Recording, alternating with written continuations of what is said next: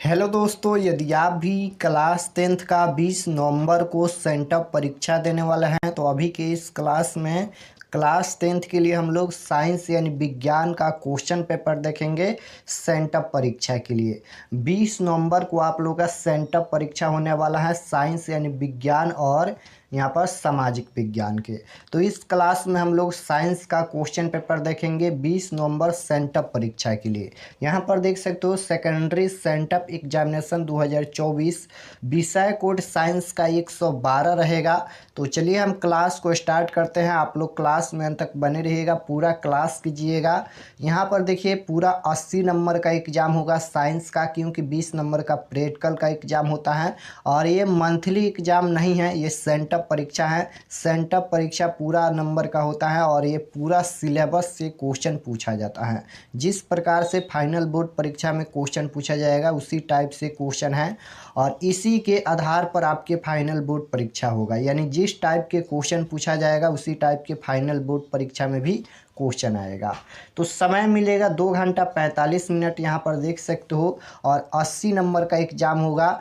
यहाँ पर 40 नंबर का ऑब्जेक्टिव, 40 नंबर का सब्जेक्टिव। तो चलिए हम क्लास को स्टार्ट करते हैं। ये सभी परीक्षार्थियों के लिए निर्देश हैं, आप लोग इसे पढ़ लीजिएगा। तो सबसे पहले यहाँ पर खंड अ मिलेगा, देख सकते हो सेक्शन ए, जिसमें वस्तुनिष्ठ प्रश्न ऑब्जेक्टिव टाइप क्वेश्चन पूछा जाएगा 1 से लेकर 80 तक, जिनमें से किन्हीं 40 प्रश्नों के उत्तर देना है एग्जाम में। तो आइए फर्स्ट क्वेश्चन देखते हैं। यहाँ पर पहला नंबर क्वेश्चन पूछा गया है कि अवतल दर्पण से परावर्तन के बाद किरण किस बिंदु से गुजरेगी। बताना है कि अवतल दर्पण से परावर्तन के बाद किरण किस बिंदु से गुजरेगी, वक्रता केंद्र से, ध्रुव से या फोकस से, या वक्रता केंद्र तथा फोकस के बीच से। तो राइट आंसर क्या हो जाएगा यहाँ पर, फोकस से गुजरेगी। Right answer option number C हो जाएगा यहाँ पर। अवतल दर्पण से परावर्तन के बाद किरण किस बिंदु से गुजरेगी, तो फोकस से। Right answer C. Question number 2 की ओर चलते हैं और ये सभी पीडीएफ इसका सब्जेक्टिव ऑब्जेक्टिव कहाँ से डाउनलोड कर सकते हैं बताएंगे हम। क्वेश्चन नंबर 2 है, यदि एक प्रतिबिंब का आकार हमेशा वस्तु के बराबर है तो दर्पण होगा। पूछा गया है यदि एक प्रतिबिंब का आकार हमेशा वस्तु के बराबर है तो कौन सा दर्पण होगा। तो राइट आंसर क्या हो जाएगा, वह समतल दर्पण होगा। क्वेश्चन नंबर 2 का right answer C. Question number 3 देखिए, 3 नंबर क्वेश्चन यहाँ पर पूछा गया है, दो समानांतर समतल दर्पणों के बीच रखी गई वस्तु के कितने प्रतिबिंब बन सकते हैं। दो समानांतर समतल दर्पणों के बीच रखी गई वस्तु के कितने प्रतिबिंब बन सकते हैं, 1, 2 या 5 या अनंत। तो राइट आंसर क्या हो जाएगा, अनंत बन सकते हैं। राइट आंसर डी हो जाएगा क्वेश्चन नंबर 3 का। क्वेश्चन नंबर 4 की ओर चलते हैं और अगर आप लोग चैनल पर नए होंगे तो चैनल को सब्सक्राइब कर लीजिएगा ताकि आने वाले नेक्स्ट क्लास आपके पास ज़रूर पहुँचे। क्वेश्चन नंबर 4 देखिए, पूछा गया है किसी समतल दर्पण की फोकस दूरी का मान होता है। किसी समतल दर्पण की फोकस दूरी का मान क्या होता है, 0 होता है, अनंत, या 0 एंड अनंत के बीच, या इनमें से कोई नहीं। समतल दर्पण की फोकस दूरी पूछा गया है तो समतल दर्पण की फोकस दूरी क्या होता है, अनंत होता है। आपको याद रखना है। राइट आंसर बी हो जाएगा, समतल दर्पण की फोकस दूरी अनंत होता है। क्वेश्चन नंबर 5 पूछा गया है यहाँ पर, गोलीय दर्पण के ध्रुव से वक्रता केंद्र की दूरी को कहते हैं। गोलीय दर्पण के ध्रुव से वक्रता केंद्र की दूरी को क्या कहते हैं। तो राइट आंसर क्या हो जाएगा, वक्रता त्रिज्या कहते हैं। Right answer option number C हो जाएगा। ये सभी एक ही चैप्टर से अभी प्रश्न पूछा गया है, प्रकाश के परावर्तन और अपवर्तन से। क्वेश्चन नंबर 6 देखिए, पूछा गया है प्रकाश तंतु में प्रकाश का क्या होता है। तो राइट आंसर क्या हो जाएगा यहाँ पर, पूर्ण आंतरिक परावर्तन होता है। राइट आंसर सी होगा। क्वेश्चन नंबर 7 देखिए, पूछा गया है कि सघन माध्यम से विरल माध्यम में जाती हुई किरण मुड़ जाती हैं। सघन माध्यम से विरल माध्यम में जाती हुई किरण मुड़ जाती हैं। तो राइट आंसर क्या हो जाएगा, अभिलंब से दूर मुड़ती हैं। राइट आंसर बी होगा। क्वेश्चन नंबर 8 पूछा गया है, निम्नलिखित में से किस लेंस की फोकस दूरी ऋणात्मक होती हैं। अब ये पूछा गया है किस लेंस की फोकस दूरी ऋणात्मक यानी माइनस की होती हैं। तो राइट आंसर क्या हो जाएगा यहाँ पर, अवतल लेंस की फोकस दूरी ऋणात्मक होती हैं, उत्तल लेंस की फोकस दूरी धनात्मक होती हैं। तो राइट आंसर क्या हो जाएगा, ऑप्शन नंबर ए हो जाएगा, अवतल लेंस की फोकस दूरी ऋणात्मक होती हैं। क्वेश्चन नंबर 9 पूछा गया है, निम्नलिखित में से किसका अपवर्तनांक सबसे अधिक होता है? निम्नलिखित में से किसका अपवर्तनांक सबसे अधिक होता है? तो हीरा का अपवर्तनांक सबसे अधिक होता है। राइट आंसर बी हो जाएगा। इनमें से सभी के अधिक कौन है? हीरा का अपवर्तनांक। तो right answer B. Question number 10 पूछा गया है, यदि प्रकाश की चाल निर्वात में सी हो, कांच n बराबर 1.5 में प्रकाश की चाल क्या होगी? तो राइट आंसर 10 नंबर का बी हो जाएगा यहाँ पर 2c/2। Right answer B. Question number 11 पूछा गया है, स्विच लगाए जाते हैं, स्विच लगाए जाते हैं तो राइट आंसर क्या हो जाएगा यहाँ पर? धनात्मक तार में। राइट आंसर सी हो जाएगा। क्वेश्चन नंबर 12 पूछा गया है, वोल्टता V1 पर शक्ति P1 का प्रतिरोधक वोल्टता V2 पर शक्ति P2 के प्रतिरोधक को श्रेणी में जुड़ा है, समतुल्य प्रतिरोध होगा। तो राइट आंसर क्या हो जाएगा यहाँ पर? ऑप्शन नंबर ए राइट आंसर होगा। क्वेश्चन नंबर 13 पूछा गया है कि निम्नलिखित में कौन सी अभिव्यक्ति विद्युत परिपथ में विद्युत शक्ति को निरूपित करती हैं? तो राइट आंसर 13 नंबर का ऑप्शन नंबर डी हो जाएगा, इनमें से सभी। क्वेश्चन नंबर 14 पूछा गया है कि विभक्त वलय प्रयुक्त होता है, तो राइट आंसर ए हो जाएगा मोटर में। क्वेश्चन नंबर 15 पूछा गया है, ये सभी अब विद्युत धारा से प्रश्न पूछा गया है कि विद्युत घंटी विद्युत धारा के किस प्रभाव पर कार्य करती हैं? तो राइट आंसर क्या हो जाएगा? चुंबकीय प्रभाव हो जाएगा। Right answer A. Question number 16 है कि टेहरी बांध का निर्माण किस राज्य में किया गया? टेहरी बांध का निर्माण किस राज्य में किया गया? तो उत्तराखंड में। राइट आंसर ऑप्शन नंबर ए हो जाएगा। क्वेश्चन नंबर 17 पूछा गया है कि बैटरी से किस प्रकार की धारा प्राप्त होती है? बैटरी से किस प्रकार की धारा प्राप्त होती है? तो राइट आंसर क्या हो जाएगा? बैटरी से डीसी यानी दृष्ट धारा प्राप्त होती है। राइट आंसर बी हो जाएगा। बैटरी से कैसी धारा प्राप्त होती है? दृष्ट धारा प्राप्त होती है। क्वेश्चन नंबर 18 पूछा गया है, क्रांति कोण सघन माध्यम में आपतन कोण है जिसके अनुरूपी अपवर्तन कोण होता है। तो राइट आंसर 18 का बी हो जाएगा 90 डिग्री। क्वेश्चन नंबर 19 पूछा गया है, वस्तु दूरी घटने पर उत्तल दर्पण के आवर्धन का मान क्या होता है? तो राइट आंसर ये हो जाएगा घटता है। क्वेश्चन नंबर 20 पूछा गया है कि डायनेमो बदलता है, डायनेमो बदलता है। 4 ऑप्शन दिया गया है, ध्वनि ऊर्जा को विद्युत ऊर्जा में, या यांत्रिक ऊर्जा को विद्युत ऊर्जा में, या विद्युत ऊर्जा को यांत्रिक ऊर्जा में, या विद्युत ऊर्जा को ध्वनि ऊर्जा में। बताइए इसका आंसर क्या होगा? डायनेमो बदलता है तो आपको याद रखना है डायनेमो किस में बदलता है? तो यहाँ पर यांत्रिक ऊर्जा को विद्युत ऊर्जा में। राइट आंसर बी हो जाएगा। क्वेश्चन नंबर 21 पूछा गया है, चालक के विभवांतर एवं धारा का अनुपात कहलाता है। चालक के विभवांतर एवं धारा का अनुपात क्या कहलाता है? तो राइट आंसर क्या हो जाएगा? प्रतिरोध कहलाता है। राइट आंसर ए हो जाएगा क्वेश्चन नंबर 21 का। क्वेश्चन नंबर 22 देखिए पूछा गया है, स्नेल के नियम में अचर होते हैं। तो राइट आंसर क्या हो जाएगा यहाँ पर? स्नेल के नियम में अचर होते हैं केवल माध्यम युग, केवल प्रकाश का वर्ण, या प्रकाश का वर्ण एंड माध्यम युग। तो राइट आंसर क्या हो जाएगा यहाँ पे? इनमें से कोई नहीं होगा। राइट आंसर डी होगा। क्वेश्चन नंबर 23 नंबर क्वेश्चन है कि क्षारीय ऑक्साइड के विलयन का पीएच मान होता है।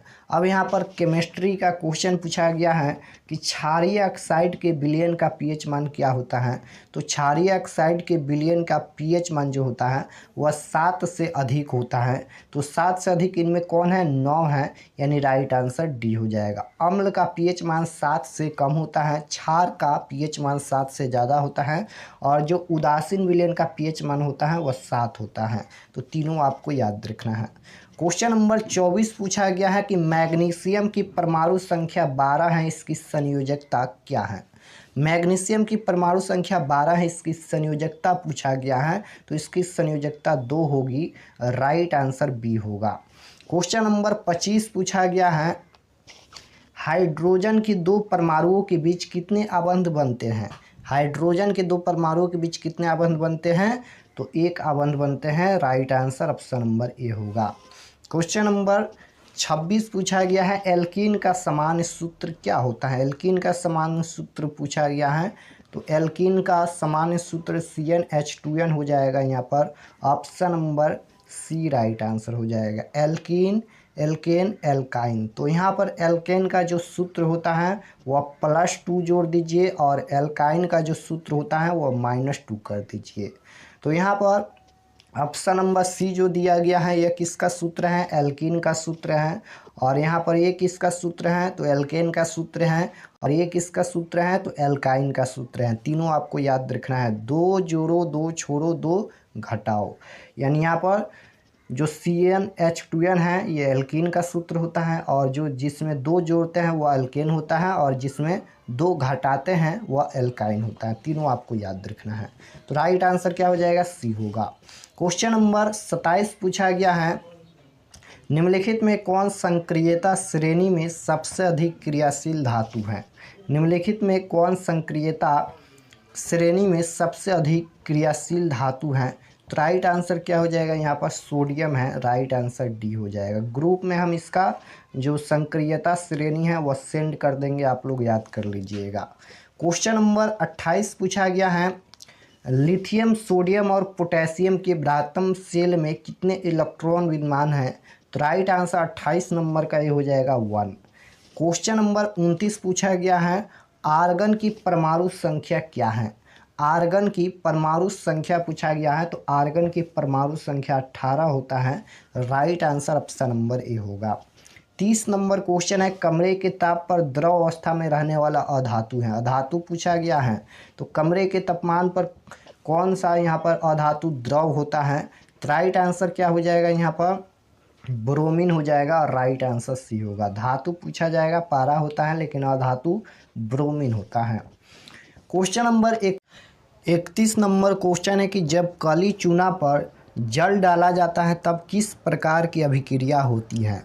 बताना है कि जब काली चूना पर जल डाला जाता है तो किस प्रकार की अभिक्रिया होती है? तो वह अभिक्रिया ऊष्माक्षेपी होती है। Right answer option number C हो जाएगा क्वेश्चन नंबर 31 का। क्वेश्चन नंबर 32 पूछा गया है कि निम्नलिखित में कौन उपधातु है? निम्नलिखित में कौन उपधातु है? तो राइट आंसर क्वेश्चन नंबर 32 का क्या हो जाएगा? उपधातु पूछा गया है तो Sb हो जाएगा। Right answer D. Question number 33 पूछा गया है कि निम्नलिखित में कौन शराब के रूप में उपयोग आता है? निम्नलिखित में कौन शराब के रूप में उपयोग आता है? तो राइट आंसर क्या हो जाएगा? यहाँ पर शराब के रूप में कौन उपयोग आता है? एथेनॉल आता है। Right answer option number D होगा।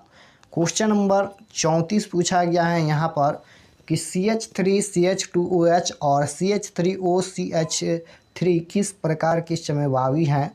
तो राइट आंसर 34 नंबर का ये हो जाएगा, क्रियाशील समवायी। क्वेश्चन नंबर 35 पूछा गया है कि निम्नलिखित में कौन मुख्यतः बायोगैस का संगठक है? तो राइट आंसर 35 नंबर का क्या हो जाएगा? CH4 हो जाएगा, ऑप्शन नंबर ए। क्वेश्चन नंबर 36 पूछा गया है, विद्युत अपघटनी परिष्करण में अशुद्ध धातु को बनाया जाता है। तो राइट आंसर क्या हो जाएगा? एनोड बनाया जाता है और राइट आंसर सी होगा। क्वेश्चन नंबर 37 पूछा गया है यहाँ पर, ड्यूरालुमिन किस धातु का मिश्र धातु है? तो राइट आंसर क्वेश्चन नंबर 37 का सी हो जाएगा, Al यानी एल्युमिनियम। क्वेश्चन नंबर 38 देखिए। तो क्वेश्चन नंबर 38 देखने से पहले हम चलिए आपको बता देते हैं कि आप लोग ये सभी PDF और सभी सब्जेक्ट का क्वेश्चन पेपर ऑब्जेक्टिव और सब्जेक्टिव कहाँ से डाउनलोड कर सकते हैं। तो चलिए हम आपको बताते हैं। तो सभी सब्जेक्ट का क्वेश्चन पेपर डाउनलोड करने के लिए गूगल पर चले आना है, गूगल या क्रोम में, और यहाँ पर सर्च करना है गूगल पर rkexpertclasses.com। यही सर्च करना है गूगल पर rkexpertclasses.com। तो जैसे ही सर्च करेंगे तो आपके पास यहाँ पर आएगा नीचे, इस पर आपको क्लिक करना है। RK एक्सपर्ट क्लासेस यहाँ पर लिखा गया है, इस पर आपको क्लिक करना है। तो जैसे ही क्लिक करेंगे और इसको एक बार रिफ्रेश कर दीजिएगा, इस तरह से एक बार आपको रिफ्रेश कर देना है और फिर नीचे आइएगा तो यहाँ पर व्हाट्सअप ग्रुप का लिंक दिया गया है, इस पर आपको क्लिक करके व्हाट्सअप ग्रुप भी ज्वाइन कर सकते हैं। उसके बाद फिर यहाँ पर नीचे आइएगा तो क्वेश्चन पेपर डाउनलोड करने के लिए आंसर की पर भी क्लिक करके डाउनलोड कर सकते हैं, या फिर यहाँ पर क्लास 10th के लिए बनाया गया है, देख सकते हो क्लास 10th। इसमें सभी सब्जेक्ट का क्वेश्चन पेपर मिलेगा, जैसे class 10 Sanskrit question paper sent up exam 2024, नीचे हैं class 10 sent up exam 2024 Hindi question paper, Hindi और संस्कृत का है। यहाँ से आकर आप सभी सब्जेक्ट का original question paper subjective objective यहाँ पर आकर आप डाउनलोड कर सकते हैं। तो यहाँ पर क्वेश्चन नंबर 38 पूछा गया है कि एसिटिक एसिड का आईयूपीएसी नाम है। बताना है कि एसिटिक एसिड का आईयूपीएसी नाम क्या है। तो राइट आंसर क्या हो जाएगा, एथनोइक अम्ल है। Right answer option number A होगा। क्वेश्चन नंबर 39 पूछा गया है यहाँ पर, एथनॉल को सांद्र H2SO4 के साथ 170 डिग्री सेल्सियस ताप पर गर्म करने पर निम्नलिखित में कौन बनता है। तो राइट आंसर क्या हो जाएगा, यहाँ पर C2H4 बनता है, और right answer option number A होगा।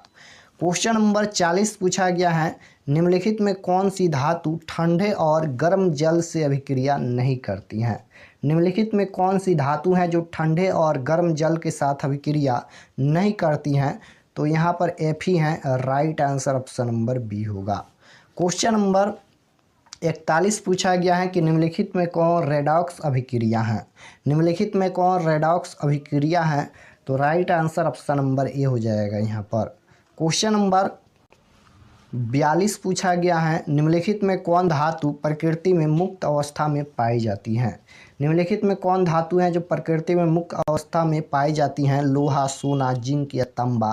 तो राइट आंसर क्या हो जाएगा यहाँ पर, क्वेश्चन नंबर 42 का सोना हो जाएगा, राइट आंसर बी।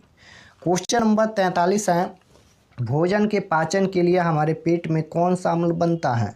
भोजन के पाचन के लिए हमारे पेट में कौन सा अम्ल बनता है। तो आपको याद रखना है कौन सा अम्ल, HCl, राइट आंसर बी होगा।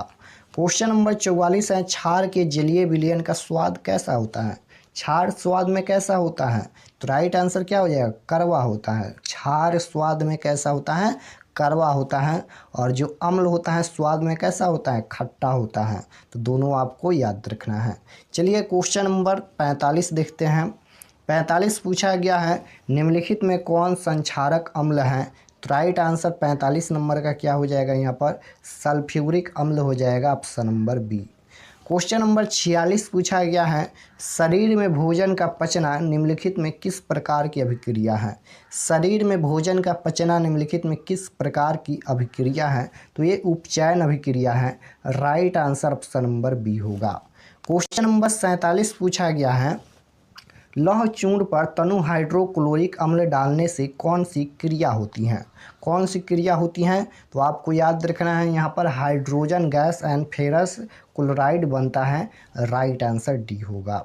क्वेश्चन नंबर 48 पूछा गया है, निम्नलिखित विलयनों में कौन सबसे अधिक अम्लीय है। तो क्या हो जाएगा यहाँ पर सबसे अधिक अम्लीय। तो अम्ल का पीएच मान 7 से कम होता है। 8 किसका पीएच मान है, क्षार का। यहाँ पर भी 10 क्षार का पीएच मान है। और सबसे अधिक अम्लीय पूछा गया है, ये भी अम्लीय है, ये भी अम्लीय है। तो सबसे अधिक कौन है इनमें से। तो क्या हो जाएगा, 1 या 5, बताइए इसका आंसर क्या होगा। तो राइट आंसर क्या हो जाएगा, यहाँ पर अम्लीय पूछा गया है सबसे अधिक। तो 1 थोड़ी है, ज़्यादा 5 है। तो राइट आंसर डी होगा, option number D. Question number 49 देखिए, लौंग का तेल किस प्रकार का सूचक है। लौंग का तेल किस प्रकार का सूचक है। तो राइट आंसर क्या हो जाएगा यहाँ पर, गंधीय सूचक, right answer B. Question number 50 पूछा गया है, कर्माकुंचक गति विशेषक पाई जाती हैं। तो राइट आंसर क्या हो जाएगा, बायोलॉजी का क्वेश्चन पूछा गया है। तो राइट आंसर ये हो जाएगा छोटी आंत में। क्वेश्चन 51 नंबर क्वेश्चन है कि अमीबा में पोषण विधि है। अमीबा में पोषण विधि है। तो राइट आंसर क्या हो जाएगा, प्राणिसम पोषण, right answer option number C होगा। क्वेश्चन नंबर 52 पूछा गया है, सबसे छोटी अंतःस्रावी ग्रंथि कौन है। तो राइट आंसर डी हो जाएगा, पिट्यूटरी। क्वेश्चन नंबर 53 पूछा गया है, पौधों के वायवीय भागों से जल के वाष्प के रूप में निष्कासन की क्रिया क्या कहलाती हैं। तो राइट आंसर क्या हो जाएगा, वाष्पोत्सर्जन, राइट आंसर बी होगा। क्वेश्चन नंबर 54 है, कि दो तंत्रिका कोशिका के मध्य खाली स्थान को क्या कहते हैं? तो सिनेप्स कहते हैं। Right answer option number A होगा 54 नंबर का। क्वेश्चन नंबर 55 है, जठर ग्रंथियाँ पाई जाती हैं। जठर ग्रंथियाँ कहाँ पाई जाती हैं? तो आमाशय में पाई जाती हैं। Right answer option number B होगा। 56 नंबर क्वेश्चन है कि यूरिया रक्त में कहाँ से प्रवेश करता है? यूरिया रक्त में कहाँ से प्रवेश करता है? तो यकृत से करता है। Right answer option number A होगा। क्वेश्चन नंबर 57 है, लैटेक्स पाया जाता है। तो राइट आंसर क्या हो जाएगा यहाँ पर? 57 नंबर का कनेर में पाया जाता है। 58 नंबर क्वेश्चन है, निम्नलिखित में कौन सजीव में पाए जाने वाला जैव प्रक्रम है? निम्नलिखित में से कौन सजीव में पाए जाने वाला जैव प्रक्रम है? तो राइट आंसर डी हो जाएगा। इनमें से सभी श्वसन, जनन, पोषण, इनमें से सभी होगा।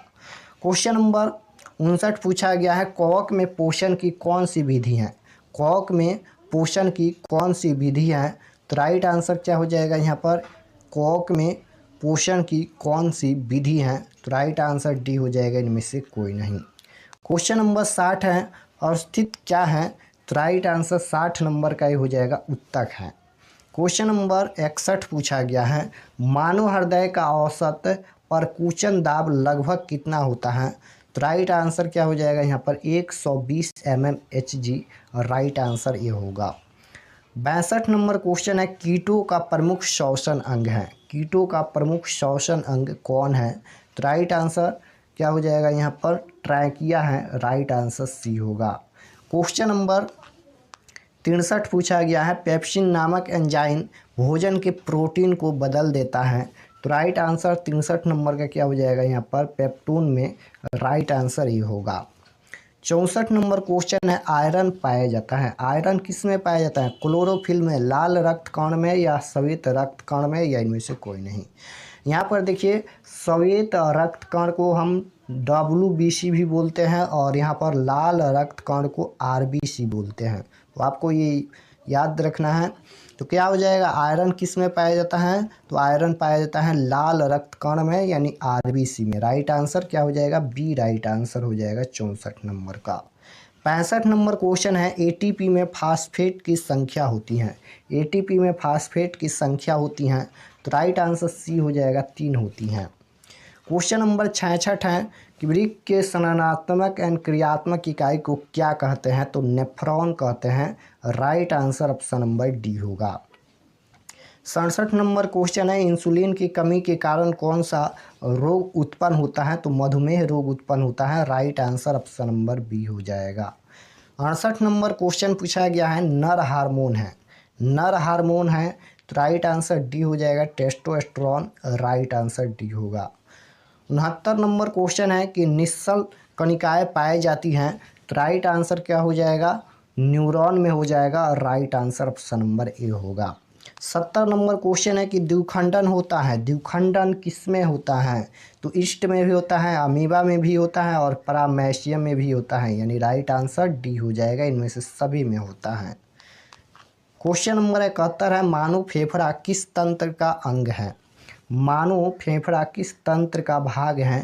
तो राइट आंसर क्या हो जाएगा यहाँ पर? मानव फेफड़ा पूछा गया है। तो मानव फेफड़ा यहाँ पर उत्सर्जन होगा नहीं, श्वसन तंत्र। राइट आंसर बी होगा। क्वेश्चन नंबर 72 पूछा गया है, गोबर छातक में किस प्रकार का पोषण होता है? तो राइट आंसर सी हो जाएगा, मृतजीवी पोषण होता है। क्वेश्चन नंबर 73 है कि लार निम्न में से किस ग्रंथि द्वारा स्रावित होता है? तो राइट आंसर ये हो जाएगा यहाँ पर पैरोटिड ग्रंथि द्वारा। राइट आंसर ये होगा। क्वेश्चन नंबर 74 है, मनुष्य के आहार नाल की लंबाई कितनी होती है? मनुष्य के आहार नाल की लंबाई कितनी होती है? तो 8-10 मीटर होती हैं। राइट आंसर ऑप्शन नंबर ए हो जाएगा, 8 से 10 मीटर। क्वेश्चन नंबर 75 पूछा गया है, दांतों की अच्छी प्रकार से सफाई नहीं करने पर दांतों में बनने वाला एक अस्थायी परत क्या कहलाता है? तो राइट आंसर क्या हो जाएगा? दंत प्लाक कहलाता है। राइट आंसर डी होगा। 76 नंबर क्वेश्चन है कि निम्न में कौन मनुष्य की छोटी आंत का भाग नहीं है? निम्न में से कौन मनुष्य की छोटी आंत का भाग नहीं है? तो राइट आंसर क्या हो जाएगा? कोलन नहीं है। राइट आंसर डी होगा। क्वेश्चन नंबर 77 है, छोटी आंत में भोजन का पाचन पूर्ण होने के बाद वह क्या कहलाता है? तो राइट आंसर क्या हो जाएगा यहाँ पर? कायम कहलाता है। Right answer option number A होगा। क्वेश्चन नंबर 78 है, सीएफसी का व्यापक उपयोग होता है। तो राइट आंसर क्या हो जाएगा? इनमें से सभी में होता है। राइट आंसर डी होगा। 79 नंबर क्वेश्चन है कि सूक्ष्म उपभोक्ता का उदाहरण है। तो right answer option number D हो जाएगा। बी और सी दोनों, बी में दिया गया है जीवाणु, सी में कवक, यानी राइट आंसर डी होगा। 80 नंबर क्वेश्चन देखिए पूछा गया है, निम्न में से किसकी दीवार सबसे मोटी होती है? निम्न में से किसकी दीवार सबसे मोटी होती है? तो बायां निलय, यानी right answer option number C हो जाएगा। तो यहाँ पर हम लोग क्लास 10th के लिए